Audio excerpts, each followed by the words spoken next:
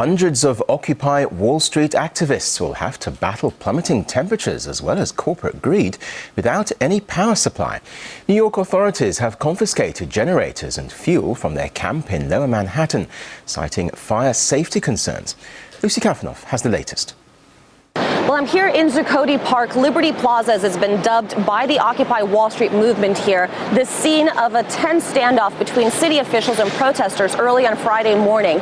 More than 20 uniformed police officers and fire department officials entered the encampment and demanded that the protesters turn over anything that may be considered a fire hazard, citing safety concerns. Please bring all generators and fuel here so that they can be safely disposed of.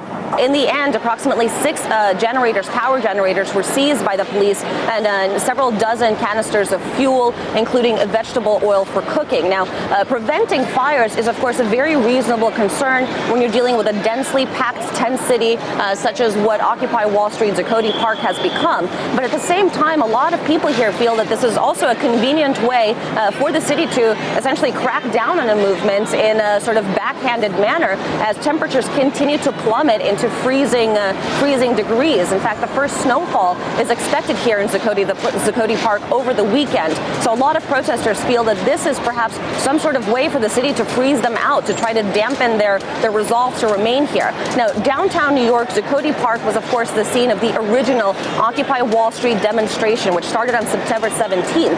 Since then, it's inspired similar movements all across the country and the world, in fact, from Tokyo to Toronto, as protesters continue to turn out into the streets, protesting against economic inequality and what they say is corporate greed. Now, one of the chants that you frequently hear here in the United States is "We are the 99%, a reference to the 99% of Americans who are not in the same sort of economic beneficiary condition as the top 1% earners. Now, this is a reference, in fact, to one of the recent economic reports that came out here in the U.S., citing that the top 1% of earners in the United States, once adjusted for inflation and post-taxes, actually saw their earnings soar by an astounding 275% from 1979 to 2007, sort of further perpetrating this economic inequality and social inequality that a lot of people are simply fed up with here in the United States.